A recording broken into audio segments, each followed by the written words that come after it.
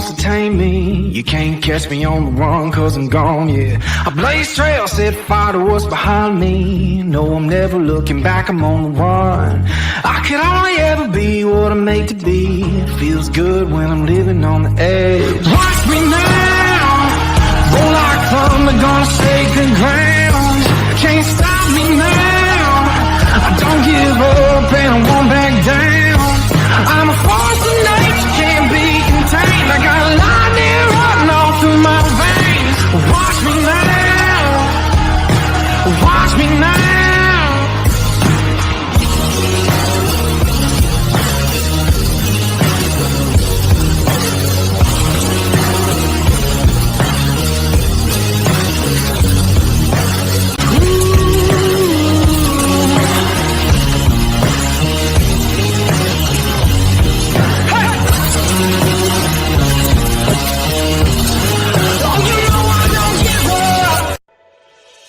Hi, I'm Wyatt Milam. I'm from Canova, West Virginia. When I'm back home, you'll find me at my local Parmar store. We have that gold and blue pride at your local Parmar store. We are coming to your neighborhood soon. West Virginia, Kentucky, Ohio, Pennsylvania, and Maryland, we have you covered. Download the Parmar app and sign up for the Parmar Rewards Card. Food, gas, groceries, and more. We are gold and blue proud, and we are Parmar stores. If there's not a Parmar store near you now, there will be soon. Law offices of Mark Plants and Kevin Davis. First line of defense. Buzzballs, ready to drink cocktails. #1 single serve premix brand in the U.S. Buzzballs, have a ball. And hello and welcome to the WolfMan's Call. It is Thursday, September 21st. It is Texas Tech Week. Man, I'll tell you what, you're looking at me, WolfMan's Den. The power company strikes again, but once again, we don't let that worry. We go back up, and we are here to come on. We got a big show for you today. Still, even with everything going on, we got a show, man, and I'll tell you what, when it's crazy, and hey, I'm the Wolfman. If I didn't have things happen, I wouldn't be the Wolfman. Hey, let's go ahead. Let's get started. A couple things of business here. Let's get it out of the way, and let's take a look here at this. Now, the Wolfman's Call, right? I need you all to look at this here YouTube channel at Wolfley64. All right, this is what you definitely have to know is right now the Wolfman's Call is on Twitter. It's on Facebook. It's on, we put it out throughout the whole Wolfman's Network, Facebook, and all that. But on YouTube, we go to YouTube channel. In the YouTube search bar, it's at Wolfley64, and you can go ahead and subscribe to that and like it. Very good. Appreciate that. What do we got going on here? Yeah, welcome in, Mountaineers. How you doing, Wolfman? Let's get ready for another great show. Well, it's going to be. We're going to have a little bit breakdown of WVU. I'm going to give you some Big 12 stats, man. And also, Tony Altimore is going to come in instead of 5 o'clock because we got this power issue. We're going to go ahead and go at 4:30. Hopefully, we get that in. All in all, man, let's get ready to rock and roll. And what else do we need to get in here as well for this? So we got that. How about this? Tomorrow, 6 to 8, we have Bruce Irvin. They're at Kegler's Clubhouse, the Dale Sparks Collection. Yeah, that's right. 6 to 8 tomorrow, Friday, September 22nd, in the Kegler's Clubhouse. You can't miss it. It's a big deal. Let's get that baby back up there again. There you go. I'm going to even go ahead and blow it up so you can see it. There you go. Right there.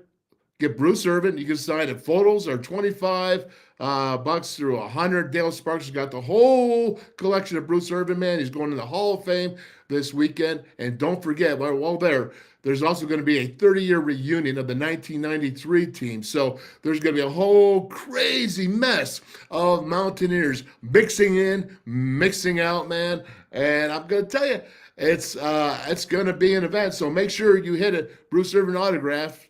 Bruce Irvin's autograph there at Kegler's Clubhouse and the Kegler Sports Bar and Grill. Look at that, pretty darn cool. And let's continue on, right? Let's keep it going here. And we see this. I got Mike Dunlap. Here you go, Mikey. I told you about Mikey many times, and he's a true friend of all Mountaineer brothers, and that means all Mountaineer people. So excited to have this. So we go to PayPal.com. He just got his liver transplant or kidney transplant, excuse me. He's waited for 3 years on dialysis for 4 hours, 3 times a week. And I'll tell you what, man, now he's got to get open heart surgery, and it's just been piling on. So Coach Nealon has jumped on board with this, and we are trying to raise money. PayPal.com at polkadots66@gmail.com. Well, how is everybody doing today? It's like I said, the power outage, but we continue on and we keep cruising. Let's go right off and get into these Big 12 stats. I think it's important. We're going into the Big 12 this week, and I certainly think it is important for us to go ahead and look and see what we got here. And if you can't read it, I'm going to read it for you, but that's okay because it's important to go ahead and look at those stats. And when you look at the schedule here, you see TCU is the only team in Houston that have played in the Big 12. Looking at TCU's 1-0 in the Big 12, Houston's 0-1. Everybody else has got goose eggs, man, zeros, right? They haven't played yet. So Texas Tech this week, we're going to lead into it. And looking at that, let's take a look here at what we have here and look at TCU overall. Right, they are 2-1, even though they had that loss to Colorado first week of the season. How about BYU at 3-0? 3-0, man. We're going to take a look at each one of their things. Kansas is 3-0. Oklahoma's 3-0. Texas is 3-0. UCF, what a team coming up there. Frank Fury has told us all, watch out for UCF because that's a team that is really budding down there, obviously, in the Florida hub, the Florida base. And Cincinnati going 2-1. Kansas State 2-1. Oklahoma State is now 2-1. West Virginia, we know, 2-1. Baylor 1-2. Little bit of a surprise right there. And we have Iowa State 1-2. Rocco Beck, he's going to get it going, man. He's just a youngin'. He's a Beck. That's all right. He's going to be just fine. And Texas Tech at 1-2. Now we're going to look at that. We got the pregame breakdown tomorrow at 4:00. Kevin Koken will be joining us. It's going to become a weekly thing, I think, with Coke. I think he loves to talk about the Mountaineers, and he's very astute and knowledgeable. And then we're going to have, of course, Cover 2 data. Cover 2 data. Jeff Davies coming in. Man, I'll tell you what. We won Parlay 3 this week. It was a great thing, and the numbers are good, and they're only going to get better as we get into the season. They get more defined, more analytical, and get into these conferences, and you can see who's the real deal and who is not. And Houston is 0-1 Big 12, as I said, and they are 1-2 overall. Dana, right? Okay, what do we got here? Let's go ahead and take a look. Now, I went ahead, I broke this down. TCU is 2-1. I told you I lost 42-45 to Colorado, but they went ahead and they beat Nicholls State 41-6, okay? And add Houston 36-13, sending Dana down to that 1-2. And I say Dana, I'm talking about Houston right there.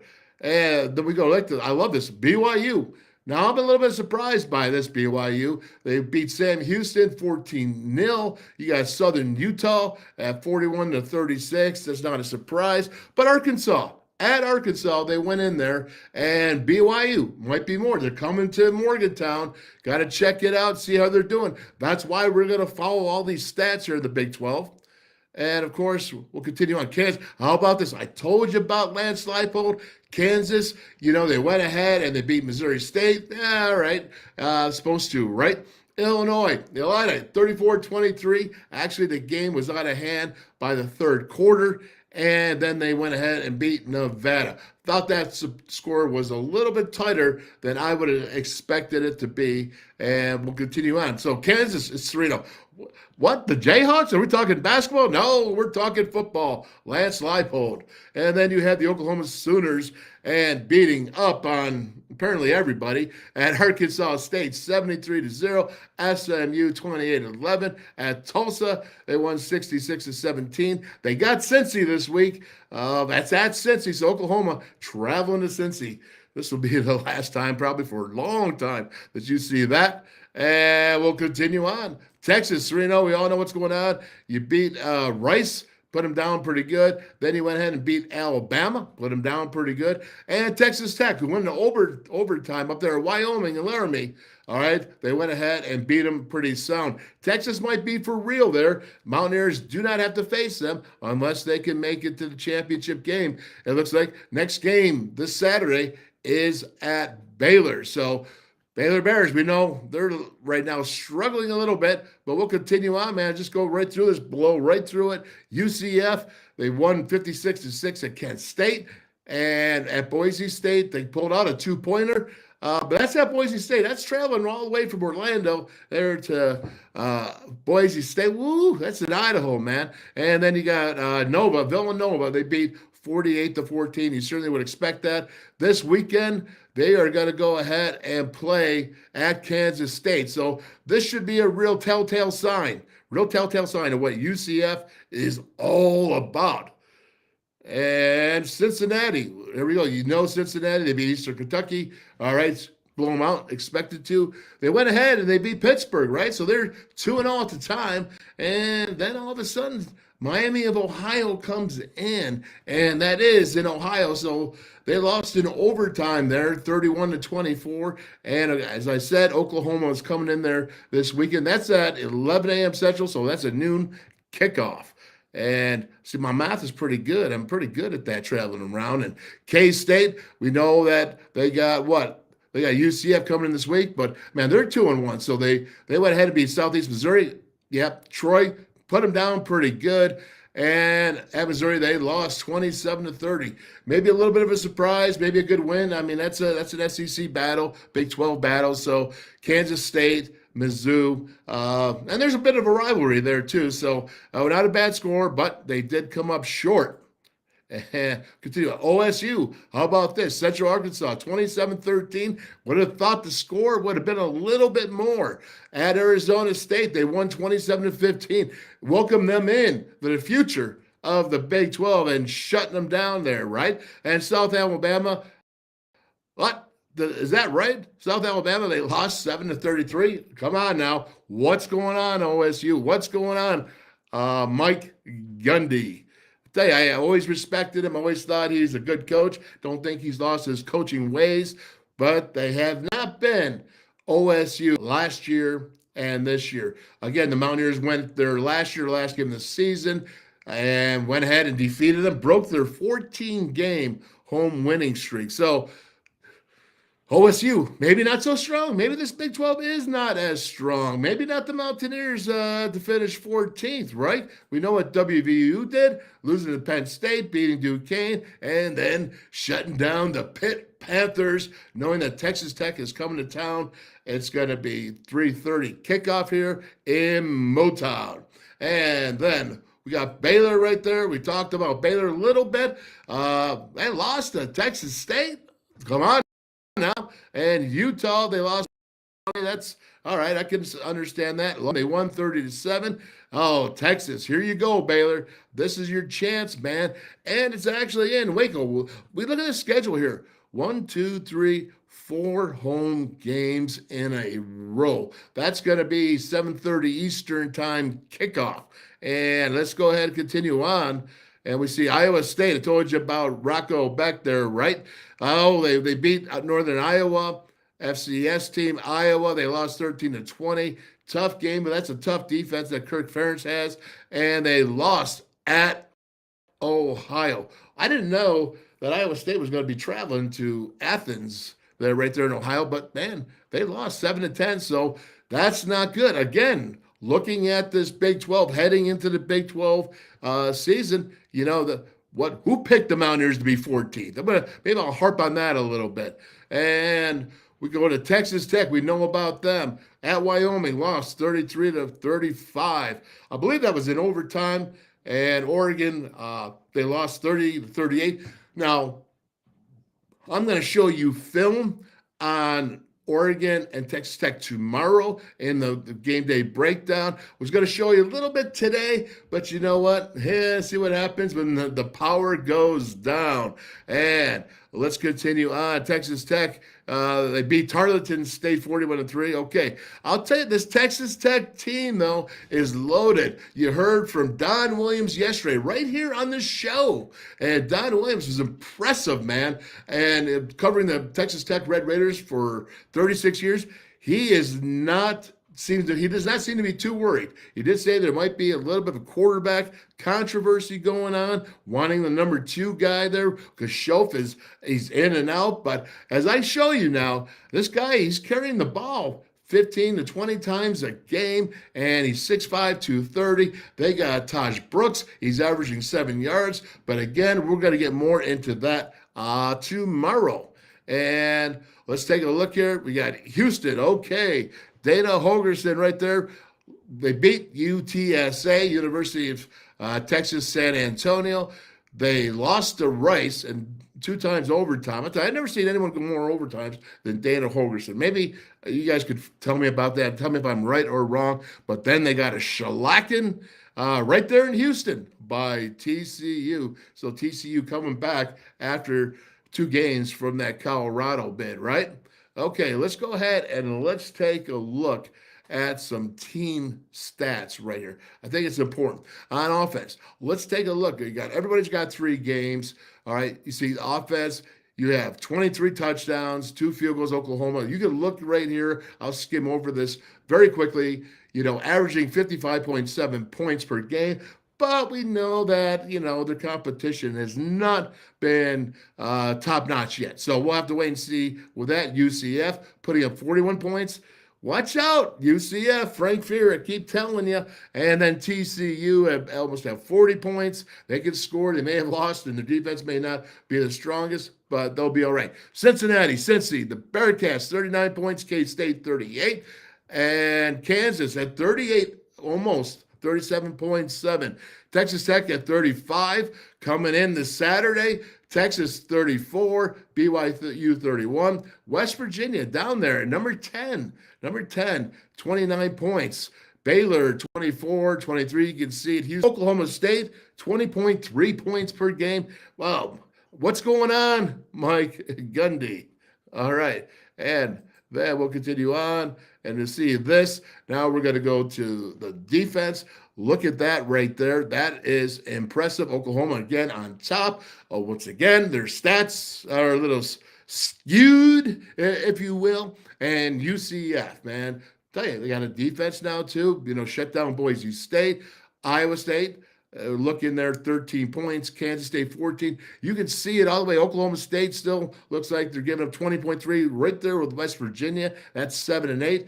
Kansas giving up 21. So you can see here that even though it's early in the season, that the Big 12 defenses are improving in their total defense, and you can look at all that right there. So again, that is those stats, and we will continue on. And these are the totals right here. When you look at it and you see all the yardage and, UCF taking that Oklahoma spot, boy, I tell you, they're number 2 in offense, number 1 in defense. Watch out for the UCF Golden Knights. Oklahoma right there next. And if you can see Cincinnati, TCU, Kansas State, and it continues down. West Virginia giving up 379 yards, or getting 379 yards on offense. Houston, very nice. Very nice for West Virginia being right there. I think they played Penn State. So you gotta put in these teams and see where they are at. BYU, not a juggernaut. They're 3-0, 3-10. That defense, what does that tell you about defense? Must be something right there, right? And then here's the defense here. And I think this is important when you look at these totals, and you can see here Iowa State. Boy, I tell you, they're 1-2, but they're not giving up a ton of yards per game. Not doing it. Kansas 273. All right, 276 Texas. Everyone, you look down here, Houston giving up the most down at the bottom. But look at that. Look at here, number 13, Texas Tech. Now they played Oregon and they have played Wyoming and Tarleton State, but 378 yards. Might bode well for the Mountaineers. You like that better than not, especially if you're going to have Nico starting for the first time. Don't know who's starting. I'm saying I think it's going to be Nico. I've had a sprained ankle before. If Garrett is ready, you heard Neil Brown say. What did he say? Neil Brown said if Garrett Green is full go with his legs, meaning that ankle, because that is his best asset. Being able to move around and run the team. And if he's not there, then it looks like Nico is going to go ahead and get that. But let's look at the team rushing here, and you can see the yards, the attempts right there. UCF, they like to run the ball, right? Averaging almost 300 yards per game. Well, that's big. How about Cincy at 143, 239? Now, they played Pitt. We all know what that's like, right? I'm just kidding. I just had to throw that dig in there, and you go down the list. West Virginia rushing number 5. I thought they would have been maybe a little bit bigger, but Penn State was there number 1. So again, these numbers are going to get truer and determine exactly what these teams are and where they stand. And again, now look at BYU there, man, and going up here at 78.3. Again, they're only getting 310 yards, and they're 3-0. Interesting for sure. And I think we got the defense, and what we're looking at here is this goes Kansas State. Well, rushing 50 yards. What about where's that Texas Tech? They're number 11. So West Virginia averaging 200 yards going against here with Texas Tech. Boy, I can't wait for cover 2 data tomorrow with Jeff Davies, right? I mean, right there, man, getting it done. Excellent stuff right there. And I'm telling you, it might be a hole right there with Texas Tech. You might know, giving up all those yards and points. Not bad. And then passing. Here we go. Let's look at this passing.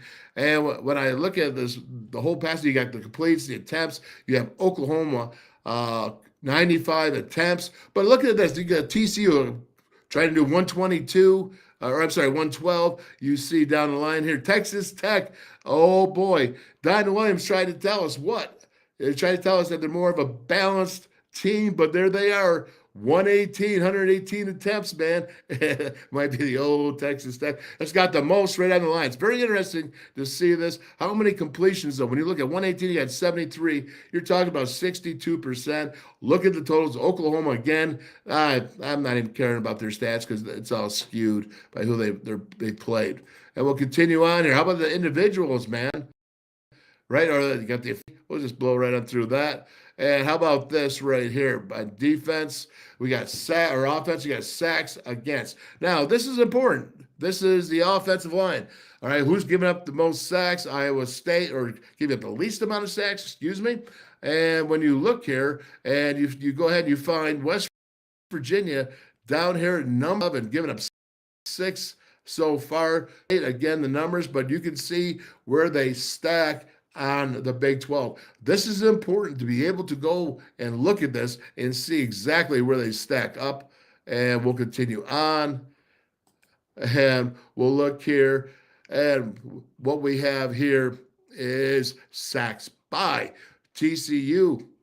13 sacks. Whoa. Did you all know that? I didn't know that. I didn't know that TCU was on top. And you're looking at Cincinnati, well, they went against Pitt, so that kind of helped things out. And then Oklahoma State, so looking at Kansas State, well, you see the normal people up there. Where's that UCF? They're not bad. They're at 7. And then you look at West Virginia. West Virginia's at 5, which puts them number 12 in the conference in sacks. Got to get more pressure. I think you heard Neil Brown in his press conference. He was talking about you got to finish. They're putting pressure on the Pitt guy, putting pressure on Drew Allard at Penn State, but he was able to move around. So he wants the Mountaineers to be able to finish right there.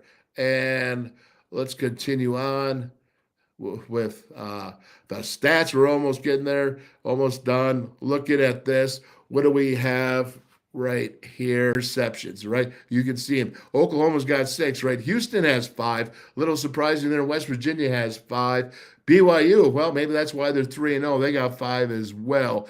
And then you're looking at Kansas and down the line. K-State only 1 so far. Looking at Texas Tech has 3. So again, keeping this all in mind when you're thinking about cover 2 data tomorrow, it's going to be big. It's going to be interesting and very cool. And what do we got here for this one? I'm looking at rushing. And here you go, TCU individual. You got right there. Look at CJ Donaldson is number 7, averaging 4.9 yards. But look here and you see Taj Brooks, Texas, 7.2 yards per rush. That's big. He's 5'10", he's 230 pounds. He's got 268 yards. So but only interesting, he's only got 1 TD. He's been very interesting. You got see Kansas Neal there. I'm not surprised by that. He's averaging 7 yards, and Imani Bailey is 6.4. So again, right now, early numbers, but it is telling to.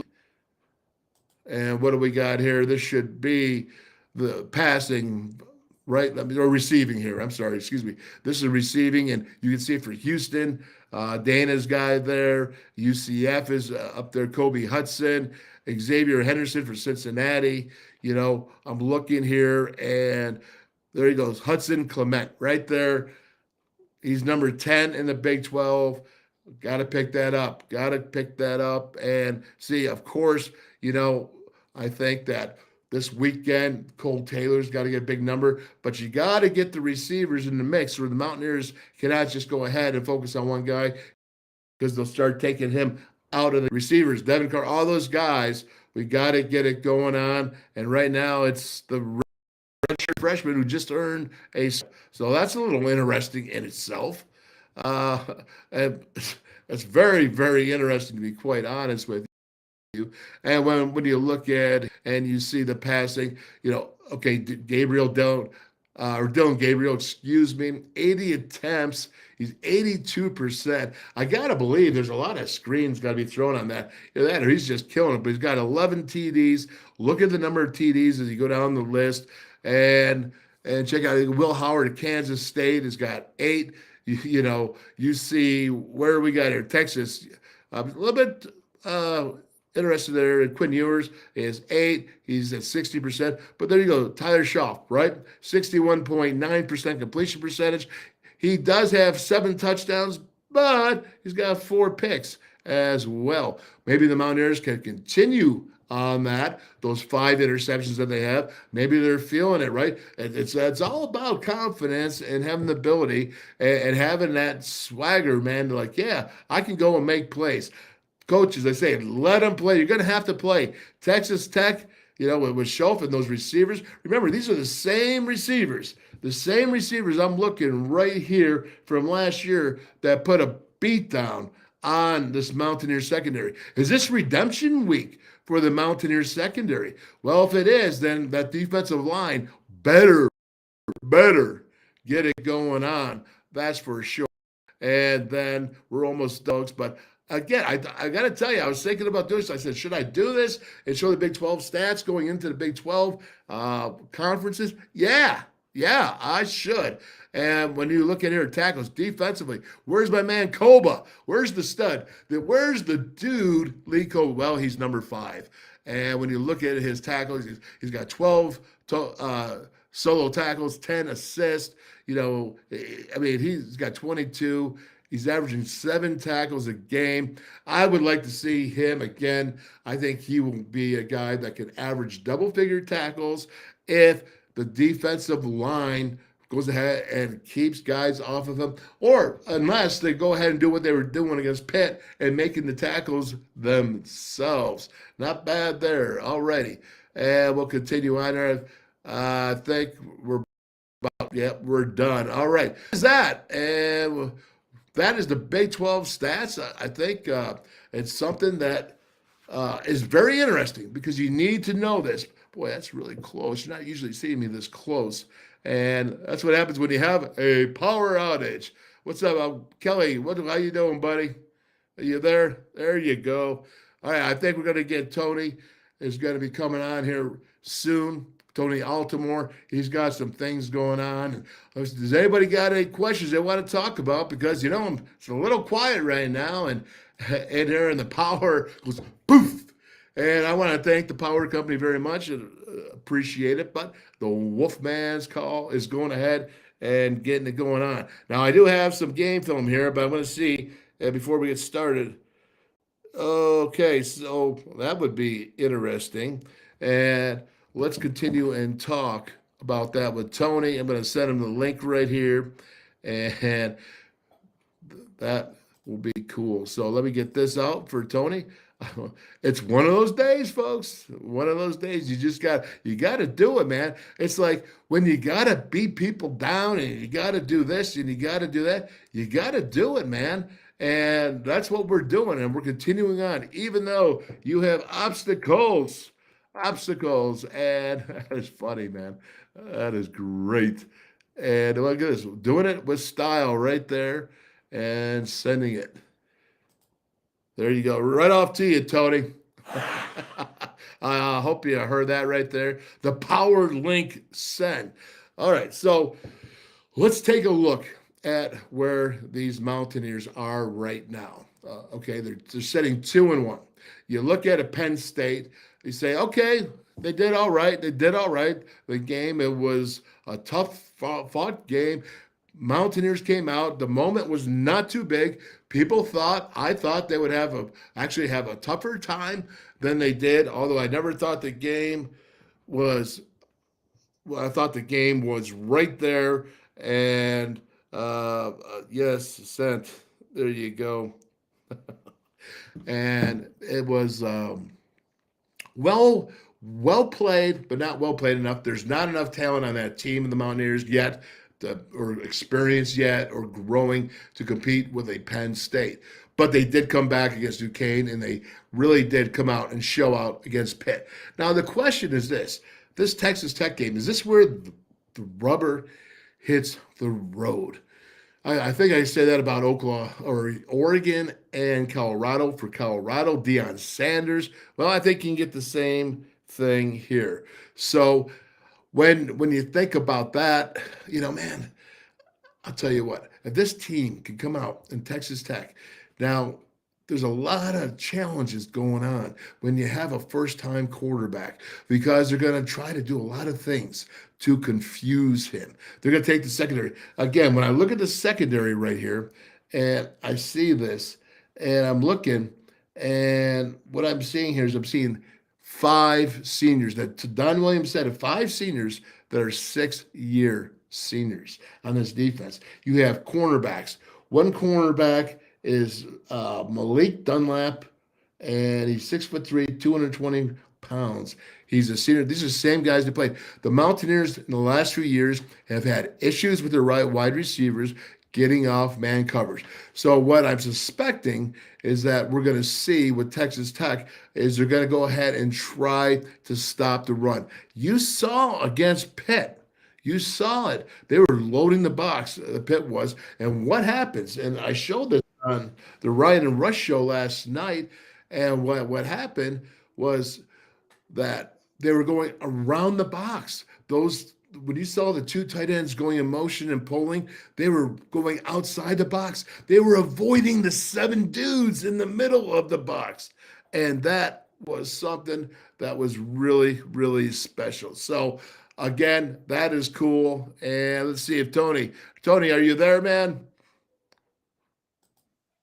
Are you there, Tony? Nope. Yep. Sorry, I had to grab a water. Oh, hey, what's going? Hey, look at this, man! It's a power outage, buddy. Adventures. There's nothing like it, man. It's this is what we do. We just keep trudging on, man. Just keep trudging on. We have to. When the battle's against you, that's right. And so, what's going on now with? Let's just start off with USC was off last week, right? USC was off. Hold on, let me shut this window. It's giving me weird light. USC was off, which was kind of nice. They got a break, and they've got Arizona State this week. So it's going to be really interesting. Arizona State's had kind of a bad time. Mm-hmm. Really rough time. They got just shelled by Fresno State at home. So we'll see what happens. Well, they just lost to a Big 12 team. I just went over it, and now I forgot it. But they went in there. Yeah, they lost to Oklahoma State. That's right. Oklahoma State, who is also not a good team. Struggling a little bit. Oh, they're really bad. Hey, let me ask you something. Yeah, let me ask you, man. You see this Big 12, Mountaineers were picked 14th. We all know what everything was going on. But now that you've seen 3 games, what's your take on the Big 12?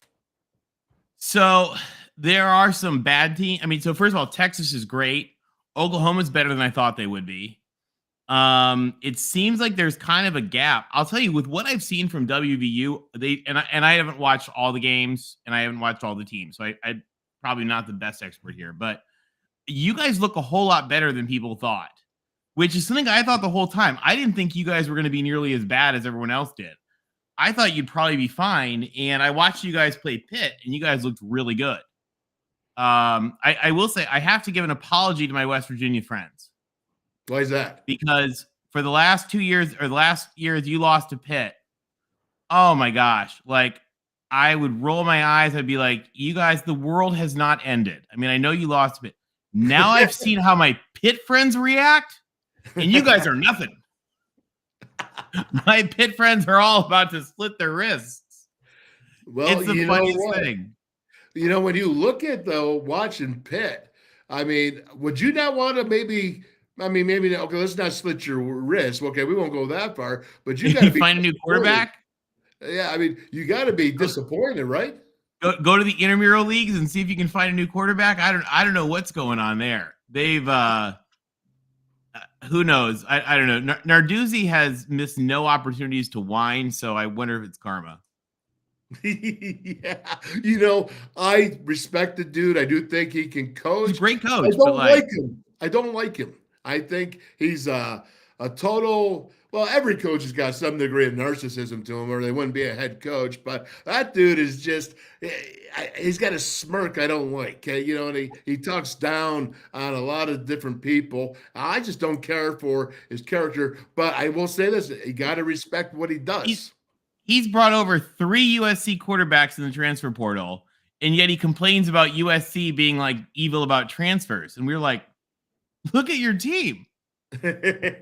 Yeah, no doubt about it. How many of your team have played in the Calacino, Jeff?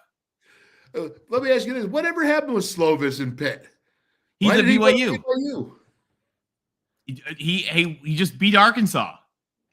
Yeah, I mean, in fact, he just beat Arkansas. They're BYU is 3-0. But what happened in that situation? Why did he leave? You know, I don't know the details of it. And I wouldn't want to speculate. So I don't know exactly what was going on there. Okay, well, I figured he seems to be in a good spot now. So yeah, I'd say at 3-0, teams are feeling pretty good about themselves, at least so far in this season. You know, we got BYU for the first time. Will be coming to Morgantown later on in the season. They're going to see some things they are not used to seeing. Good for them. Yeah, very true. Hey, before we move on from the Big 12, what's your surprise team that you're seeing? Who do you think it really could be dangerous? Well, I thought Baylor could be dangerous, and they are not. Yeah, that I think is probably the biggest disappointment.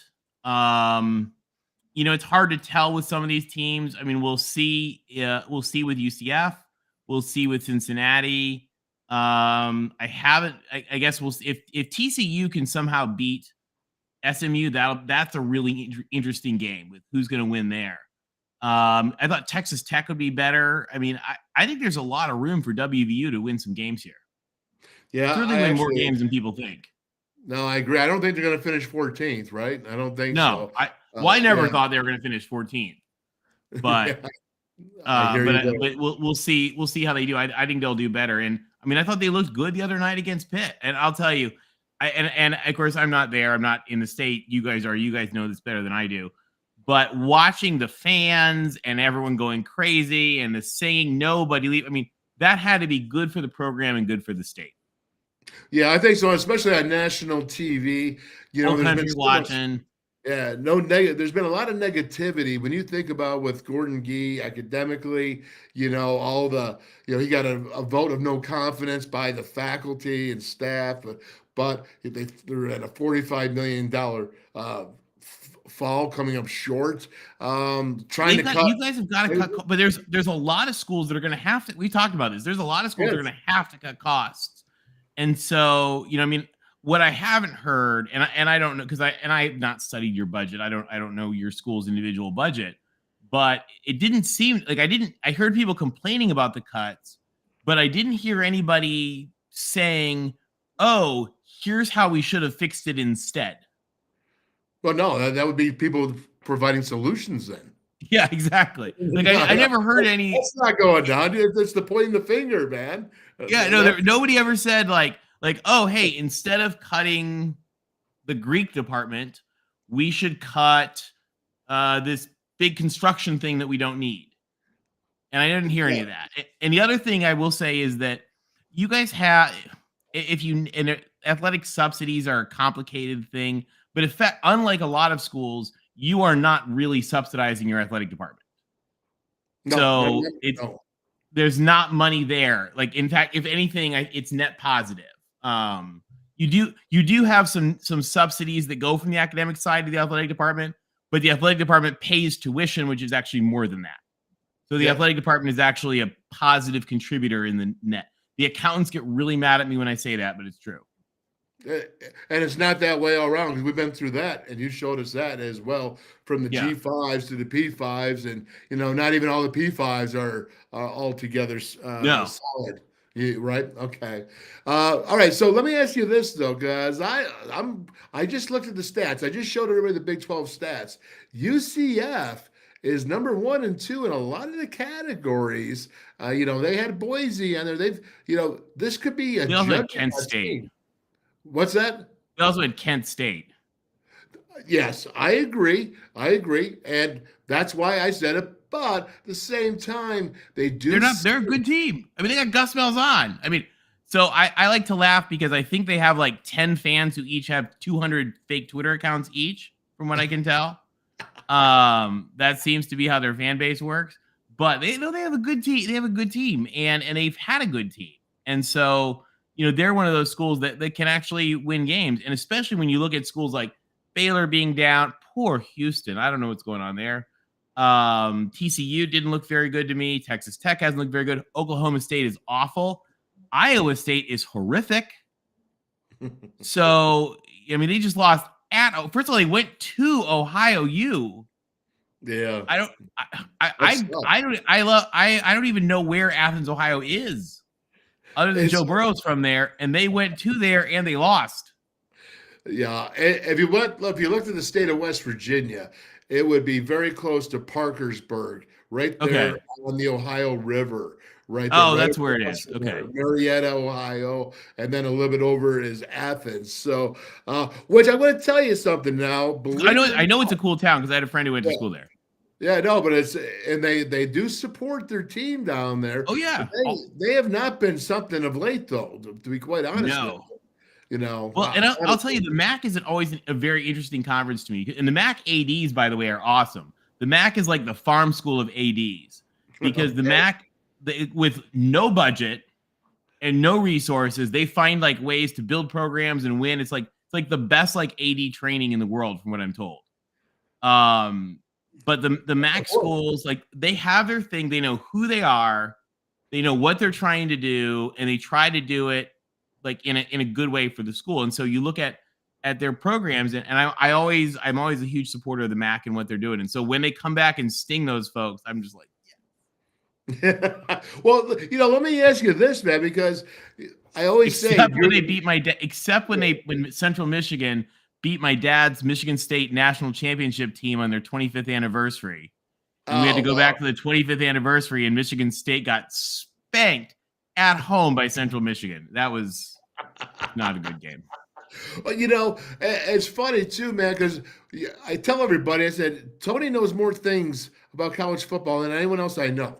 The fact that No. no, I swear to you, I'm not, I'm saying about what's going on, what's the politics, where's what's the history. I mean, okay, I'm just giving you that. But the fact that you knew that the MAC is a farm school for ADs, that is pretty darn I did not know that. Gene Smith cut his teeth at Eastern Michigan.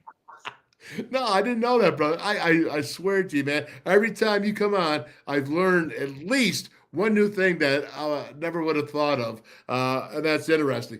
All right, but what's interesting, again, is following your Twitter account, and you can see is at TJ Altimore right there, and Tony at TJ Altimore. But let's go ahead and put this up here. I mean, all I do is copy your stuff, man. Well, I hope you don't mind.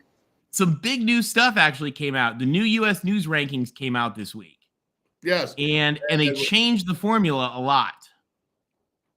So the U.S. News rankings have been under tremendous criticism for encouraging bad behavior among colleges.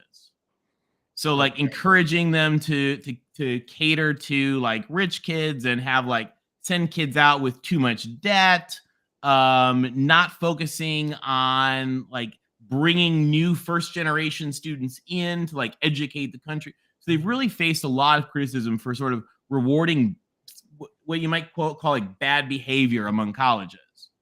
And WVU is a great example of this, right? Because you guys usually get shellacked in their ratings, but your school is doing great things. And so it's those types of great things that WVU is doing that they've been hammered for penalizing people on. So they changed the formula a lot this year, and there were big changes. And schools like Vanderbilt, all the Big 12 private schools just got hacked on their ratings. So like Baylor and BYU, who were in the 60s, I think now they're in the 90s or something.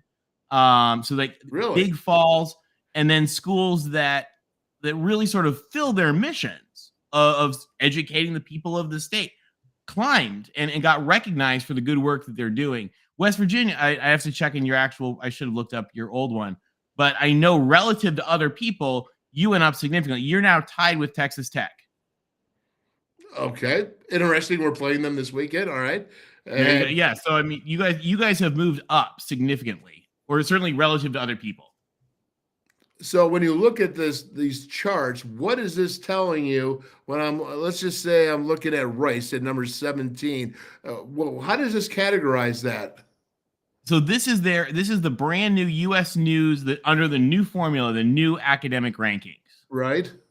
And so you see actually the American, for example, kind of wild, right? In that they go from Rice is 17 to Wichita State is 322. So you have a huge range. Yeah. But you look at some of these schools, and what I like to put this out there because some people don't realize how awesome some of these schools are, like Buffalo, who's an AAU member, by the way. Yes. In the MAC. I mean, Buffalo is higher ranked than any school in the Big 12 right now.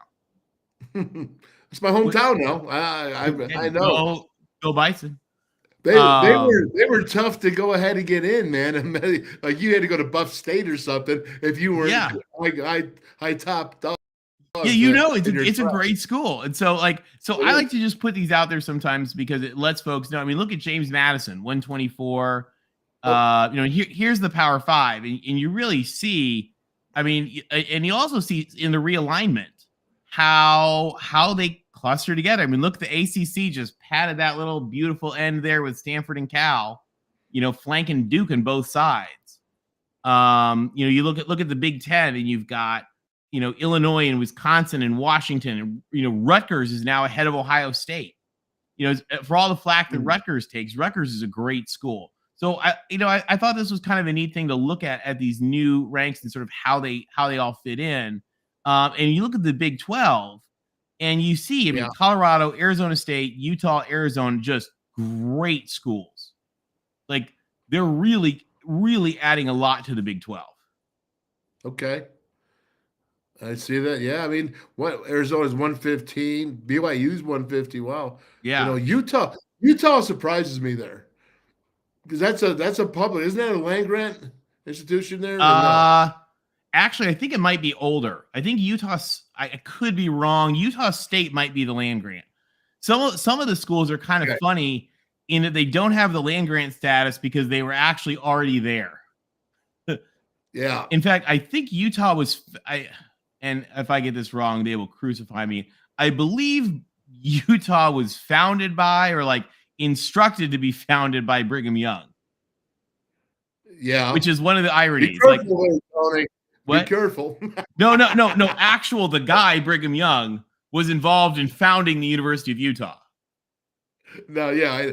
I believe he was. And the school named after him, I think, came like way later, which is always kind of funny.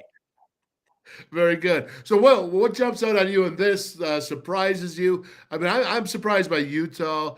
Arizona, I'm not, but Arizona State, I thought Arizona was supposed to be higher than Arizona State. I'm telling you, so people get so mad at the president of Arizona State, Michael Crow, because he's, by the way, Arizona State was just once again named the most innovative school in the country. So ASU tries all sorts of like interesting, new, innovative things with education. They're just opening a new med school that's focused on like medical technology. Like Arizona State's always trying new things. The problem is when they have tried some new things in football, they have failed. And so their fans are up in arms. But like the thing about what Arizona State does is they try all these new things and some of them work and some of them don't. And the thing is like, for example, they just opened a new campus in LA because they cater to California kids so much. They literally opened a campus of Arizona State. It is, if you go on the roof of it, you can see USC. Literally. So, I mean, that's where it is. It's right down the road from USC. So, you know, I mean, but the thing of it is you do that and it fails. What do? Hey, you close it. What are you going to do? No big deal. I mean, it's going to succeed, but that, you know, innovation like that is okay when it's not your sort of like flagship front porch football product. So when they brought in Herm Edwards and Ray Anderson, they had this idea of this like new leadership model, they called it, this very like CEO model, and it bombed. I mean, it did not work. And so now Arizona State is just in this football spiraling nightmare, but the rest of Arizona State is doing awesome stuff. In fact, ASU just joined the AAU, which is like, if you'd have said to people 25 years ago, Arizona State's going to join the AAU, they would have laughed their butts off. And now here, Michael Crow is taking Arizona State to eclipse Arizona in the rankings. That surprises me very much, as I lived out there for over half a decade. Yeah, you know how it is. What if you told people when you were there, ASU is going to be a better school than Arizona? No, I've never heard that. So yeah, I mean, so that's the thing is when you hear people, and by the way, Michael Crow is also a huge supporter of Larry Scott's. He thought the Apple deal was really innovative and interesting and cool, and maybe it was. Yeah. You know, the Pac-12 network is another example of that. If you look at the Pac-12 network, they tried to copy the model used by the Yankees and the Mets and Madison Square Garden, like brilliant business model. It didn't work. They bombed it. And the problem is that it's kind of like, you know, submarines. It's like a zero fail world in sports. You can't fail, and it failed. I gotcha. Well, when you go to the Big Ten, you look at USC. How do you feel the fact that, you know, honestly, that UCLA almost cuts them in half? So my beloved alma mater took a hit with the new rankings calculations. Because we were basically tied with UCLA for many years. And then in the new calculations, they pulled ahead a few and we went back a few. So I have no doubt, knowing USC, that we will do whatever it takes to get that gap back closed again. But actually, go ahead. Sorry. Cal and UCLA tied at 15. The joke, you know, the famous line, "A tie is like kissing your sister." Well, Cal and UCLA are tied at 15, which is kind of funny. So they are sisters. What about? Sorry, go ahead. What about? I'm looking here. Who would have thought Wisconsin would be number 35? Yeah, Wisconsin's a great school, and Illinois too. I mean, the chancellor of Illinois is doing really good stuff, and you don't see it on here. But the UIC, who you see in basketball sometimes, the University of Illinois Chicago, yeah, also great school.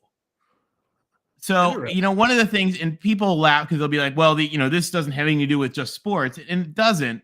But I think that those folks who look at sports, it helps for them to understand like the bigger piece of the institution.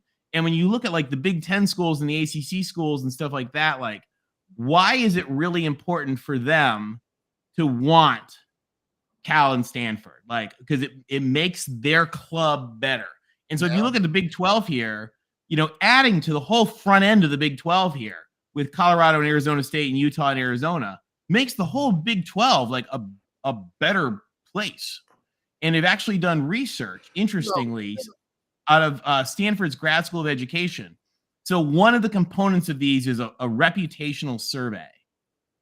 And Stanford has found direct evidence that this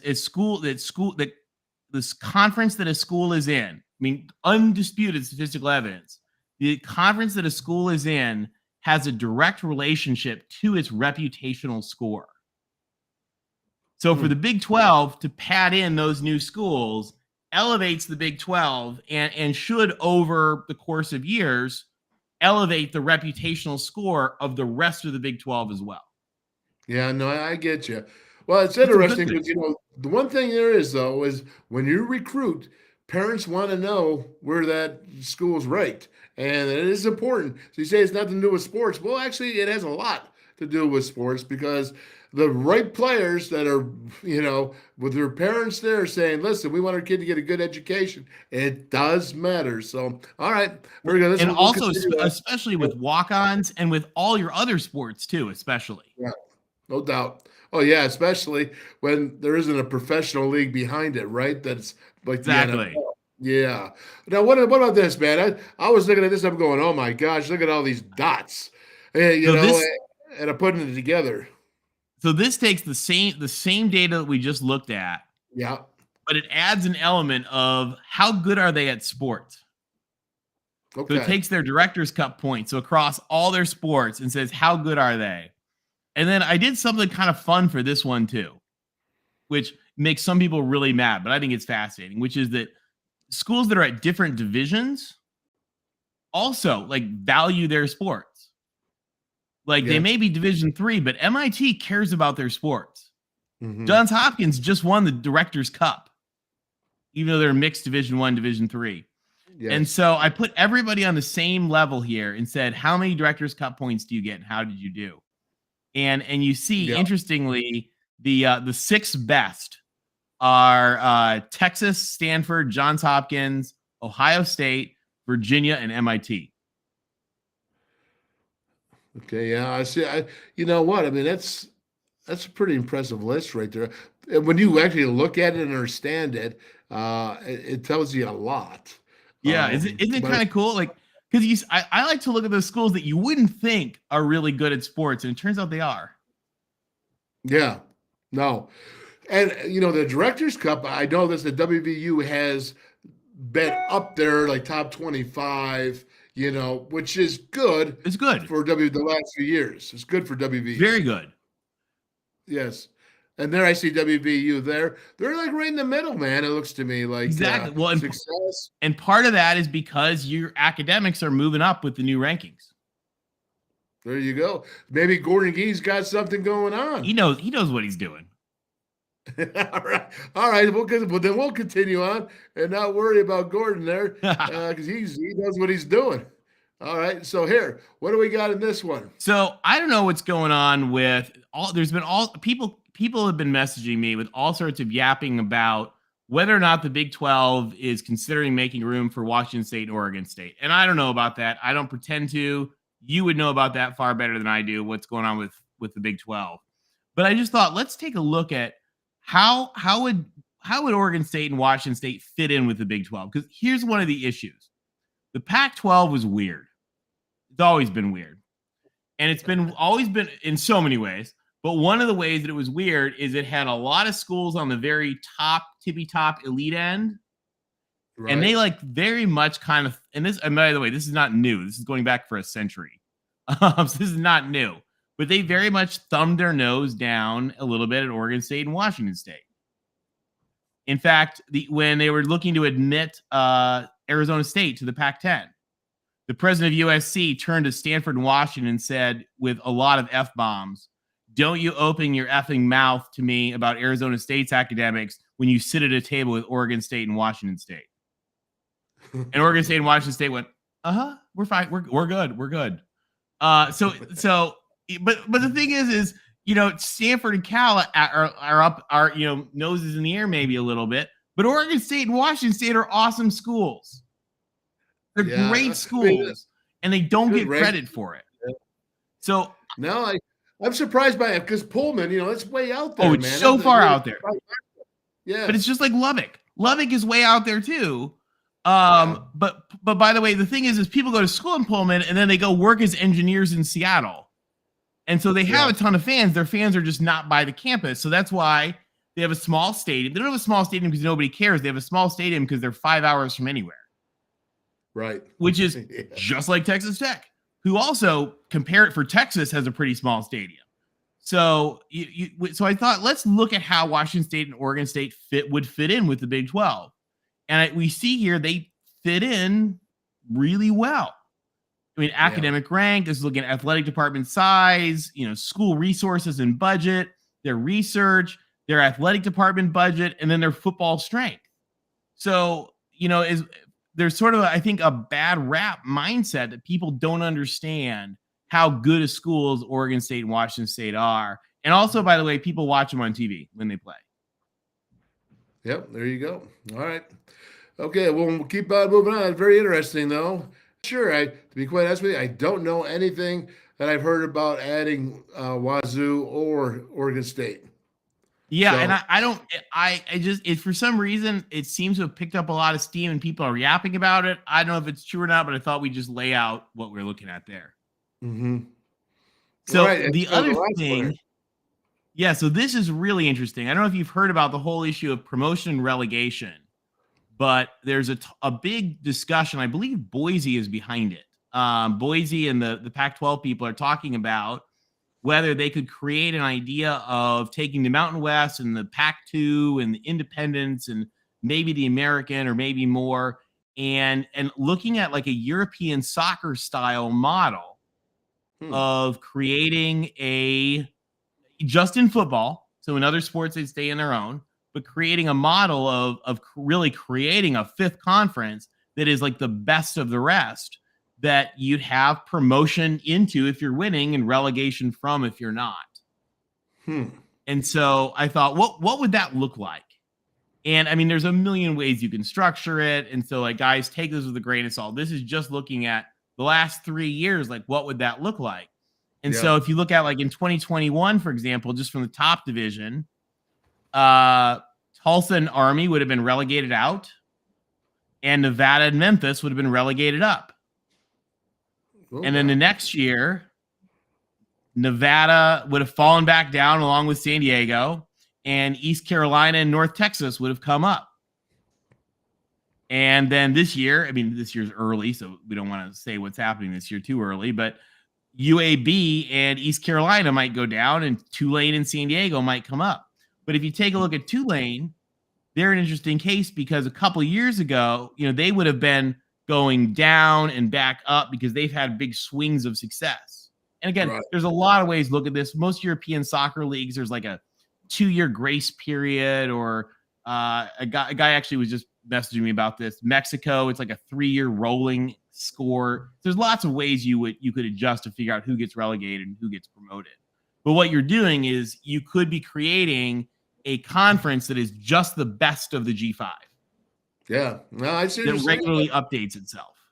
Oh, man, where would you do this? So I love the idea of promotion relegation, and I think we may see something like this in the other conferences, especially as they get bigger. I mean, the Big Ten might go, for example, and I'm making this up, right? Big Ten people will get mad at me for saying this, but as the Big Ten, if the Big Ten has 20 teams at some point, maybe they'll have 2 10-team divisions, and it's like an upper and a lower. Yeah. Which would make sense to me, by the way. Where Rutgers would be lower. Yeah, Rutgers would be down, and Ohio State would be up. Yeah. And but you'd have school like how much cooler. But the thing is you could have it where, because Rutgers has had some good years. Maryland has good years. So Yeah. if you were competing for the upper division or lower division, like all of a sudden your games are way more interesting. No, I see what you're saying. That would be, you know what? It would force you to do what? Keep competing. Exactly. You know, Because absolutely. all of a sudden the difference between finishing 9th in the conference and finishing 11th in the conference means a lot. No, yeah, I get you, man. I get you. All right. That's very, very interesting. Last question. Where is that now? Is that just out there? Is there any teeth to it? Is there any holding stay to it? So Anything? it seems like there's a lot of teeth. But Ross Dellinger just wrote a big article about it yesterday. Amanda from Front Office Sports apparently has a copy of the actual Boise presentation deck. She wrote a great article about. So it certainly is something that they're looking at. Washington State sent an update message to their community the other day, and they said, we are weeks to months away from having sort of an end state solution for our future of our sport. So nothing's going to happen right away. But, you know, what I love about that idea is that it's something different. You know, they're trying to think outside the box to create, you know, something that makes interest and keeps relevancy. But in this case, also allows the reduction of travel. You know, because you don't have to send your volleyball team from East Carolina to Oregon State. Right, which would be a big, big mistake. Huge cost. I mean, huge. Well, look at what WVU does all the time. It's like, and part of the thing I laughed at is I thought to myself a little bit like, hey guys, we used to have this model called the Old Big East. I got you. All right. In theory, it's not that new, guys. I got you. Tony, let me ask you because I want to make sure I finish this off the right way because the power has been out. Hey, listen, how about my Power Mini batteries, though? Charging this baby. I'm impressed. I mean, we're running, man. We're rolling it, right? So, last thing is, let's talk what's going on in Pac-12 this week. I know you got to talk about USC, but who's the front runners, man? Who are you seeing? Because it's Washington's looking good. Washington and USC are both looking good. Big showdown this week is Oregon versus Colorado. And so all the smart people, the smart money, the analytics people all say that Oregon is just going to wax Colorado and just wipe the floor with them. You know, I mean, TCU showed us this last year. The smart analytics aren't always right.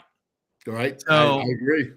You know, I'm fascinated to see this game, this Colorado versus Oregon game. Because we don't know, like Colorado's got some magic happening, you know, in as TCU showed us, the clock strikes midnight in Cinderella at some point. Yeah. The question is, how much pixie dust is there to keep you going? Can you keep going till 1 a.m.? You know, how long can you go before you hit midnight? And because the thing about Colorado is their defense is, and by the way, and I don't say this in a judgy way because this is what USC was doing last year. You can only rebuild so much in 1 year. Right. And you know, even when, just like they had Shador, we had Caleb, they had Travis, we had Jordan Addison, you know, so you've got those things, but and you know this better than anybody, when you don't have depth on the D line, yeah, when your O line can't really protect him, and so he's scrambling for his life sometimes, that can only last so long before the bubble pops.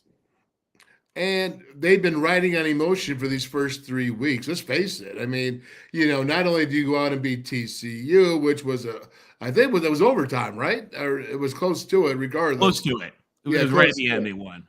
But Colorado State, you know, the controversy there, all the emotions, and every week. I mean, they've already won 2 more games than they did last year. But when the rubber meets the road, man, sometimes that's where emotion quits. That's when you get punched in the face. That's when you come to a little bit more reality. And I'm thinking Oregon is going to bring a little reality to the Buffaloes. Well, that's the thing is I've told folks, I don't think Oregon wins close. I think Oregon rolls them or Colorado finds a way to win. Like, okay. I would not be stunned by that. Like, I mean, again, I think Oregon's going to win. We predicted in our Pac-12 show that Oregon's going to win, but like I've seen weirder things happen. Just remember this, Tony, I live by. When you have an exceptional quarterback and you got at least good enough receivers to be able to catch that ball and get open, you always got a chance. You always have a chance. Exactly. Yep. And great coaching. I mean, I'll tell you, Deion Sanders is a great coach. He is prepared. He has a phenomenal staff. And I'll tell you guys something else. If anybody's sketchy on Deion, because I think he's amazing, but I'll tell you, one of the things that I think he does better than anybody is deflect the attention a little bit onto himself to protect his team. He promotes and protects his team. Yeah. A lot of people don't know that, and he has a great mind. When he was preparing for himself to play, he prepared as much as anybody else. He was there doing the grind as much as anyone else because he wanted to be successful. And then you add special talents onto that. Onto that. And you have a superstar, which was why he's called Prime. Why he's called Prime. He lived up to it. But you know what? People don't realize this, but they're all saying, you know what, he's not going to win the games. I'm like, no, wait a minute, man. The dude talks like Bear Bryant. It's just that he's got the swag.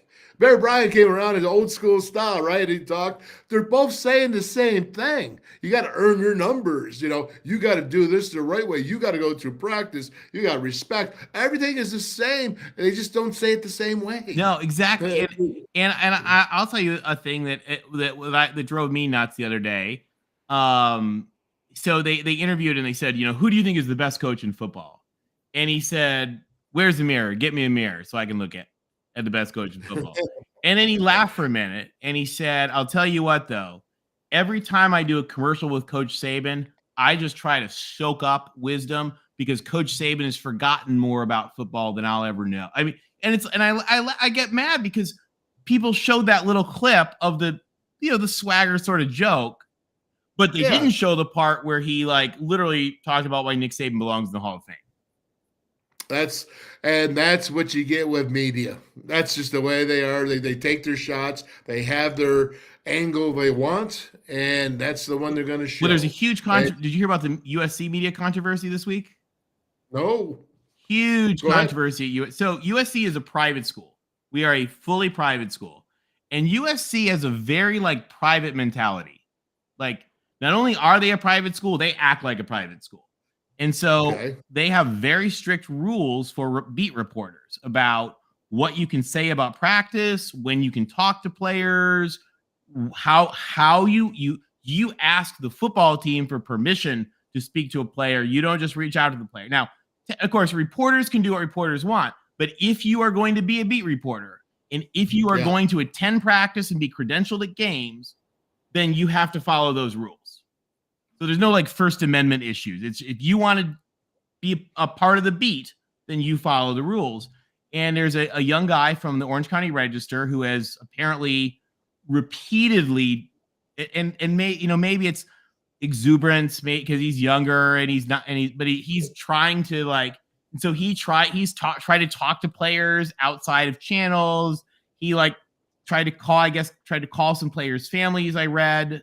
Had some issues, continues to ask questions even after it's done, and then wrote kind of a puff piece, but talked about a player talking to another player during practice. And again, a positive piece, but they were like, no, you've been warned and that's outside the rules. They suspended him for 2 weeks from the beat. Now they got that pull. But they did. But to hear everyone else talk about it, they feel it sounds like Putin jailing journalists. And it's guys, Lincoln Riley is not Putin. And by the way, USC has done this since before Lincoln Riley was born. Yeah. No, in fact, most coaches do. You wouldn't do that to Nick Saban. No. All right? You wouldn't do it to Alabama. You wouldn't do it. So, I've been around that all my time. So you know how. And so we've had issues because I don't know if you know this. My uncle's a Major League Baseball coach. And so we've had issues all our lives of media calling my 92-year-old grandfather to ask him about the Mets hitting and stuff like that. And absolutely not. And those people got crushed just the same way this guy did. Yeah, absolutely. Well, Tony, thank you so much, man. You saved the day. You came in early. You got me through this, man, and I appreciate you. So I hope to see you real soon next week, okay? Fight on and go Mountaineers. Congrats again. Right on, brother. Great seeing We'll see you. ya. Thank you. All right. Oh, Tony Altimore. I'm telling you, man, follow his Twitter. Follow his Twitter because that's where it's at. All right, folks. Well, that was good. We got that. We got the Big 12 stats out of the way. And we got Tony. We're not going to say got him out of the way because that didn't sound right because he is so much info. So much. What did you learn? I'm telling you, every time he comes on this show, you learn something, you get smarter, and that is the truth. Let's go ahead. I'm going to have a few more minutes. Let me see. I'm looking at, how about this, though, man? How about Paul and Minnie? QR it, right? I mean, right now, let's right here. The last battery you're going to buy. Now, this is a Paul and Minnie power deck that we have it, but you can go ahead and QR this here because if you do this, you buy this, you will not be buying any more AA batteries again because they recharge. I'm running this show on pure Power Mini deck. That's it. Power Mini deck. And we're broadcasting and making this is the third time that this power company has turned off the power here. And why get a generator when you got Power Mini, man? So Paul Mini batteries, go ahead, QR code that. And then we got here Big Johnny Cantwell offensively. United in purpose, boldly and strength. United we stand. That's right. I'm telling you, man, right there is United purpose, dog. West Virginia United. Check it out. You can get stickers and get the philosophy. Get with it, man. I'm telling you, it's good stuff and it's working. So then we go to here, Artisan Grange. It's just easier for hemp dippers. What's a hemp dipper? Hemp dipper is a dipper that is off the nicotine, man, off the tobacco. It doesn't get any better. Think of your loved ones, man. Get rid of that junk. It's nasty, it's gross, and it's bad for your health. Get on the Artisan Grange AGC. You can go to wolfmandip.com or you can get it at Parmar Stores, man. Our main sponsor here, Parmar Stores. We love Parmar Stores. And with that being said, before we go to the video breakdown, because I'm going to break down some Pitt. I got to show you some West Virginia defense here. Let's go ahead for WVU gymnast Abby Pearson. Remember, this is NIL, man, and it's important. And let's hear it from Abby. Hi, I'm Abby Pearson from Pittsburgh, Pennsylvania, and when I'm back home, you will find me at my local Parmar store. We had that gold and blue pride at your local Parmar store. We are coming to your neighborhood soon. West Virginia, Kentucky, Ohio, Pennsylvania, and Maryland, we have you covered. Download the Parmar app and sign up for the Parmar Rewards Card. Food, gas, groceries, and more, we are gold and blue proud, and we are Parmar Stores. If there's not a Parmar store near you now, there will be soon. All right, I love Parmar Stores, and I love them supporting Country Roads Trust. And going ahead, and you see Zach Frazier on there. You see Wyatt Milam. I mean, they go down. They got Traylon Davis. I can't even think of all the guys and gals that they have that they're supporting. And you got to thank Parmar Stores, man. Big B Wall up there. Love you, brother. And it's just so great to be sponsored. The WolfMan's Call, sponsored by Parmar Stores. Let's go ahead and let's get this film up. And we're just going to go for it, man. I love this. I got to be honest with you. When things go crazy and you have a show you're preparing for and you're in your mind thought and like, what am I thinking about here, man? And trying to focus and get it all done. And then the power company goes, goosh. It's a challenge, and it's a challenge. I don't even have my WolfMan's Call, man. It's like my sign's not lit up. My favorite thing, last call here, right? Nah, it's all good. But what I'm saying is that, you know what, no matter what, and I put this into football, and I think about this, and what Coach Nealon taught me, and my pops first, and then Coach Nealon, and then Mike Jacobs, the offensive coordinator, my offensive line coach, and what they instilled in me, the great things of, you go on anyways, you do it, and I think back to the Mountaineer Legends pregame last year when all the Wi-Fi went out and the only was one spot of Wi-Fi. We had Big Joe's, Brian Joswick. We had Daryl Talley. We had who was it?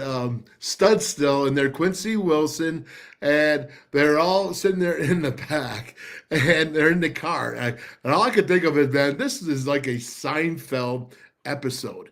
Just talking, and they did the job. You know why? Because you get the job done no matter what. No matter what the circumstances are, you get the job done. You continue through. You keep plowing, man. And I can take that in my life from what I learned at the times of growing up and from instructions from some great people. And not just all men. I'm talking mama. I'm talking a lot of women in there as well. Leadership, grandma and aunts and all that. Aunt Joy. And I just go down the list. Obviously, you're like, who's Aunt Joy, right? But no. But I'm telling you, all that together, put together, you just keep fighting on. And I think of all my friends that are struggling today, keep fighting on, keep plowing, man, keep trudging.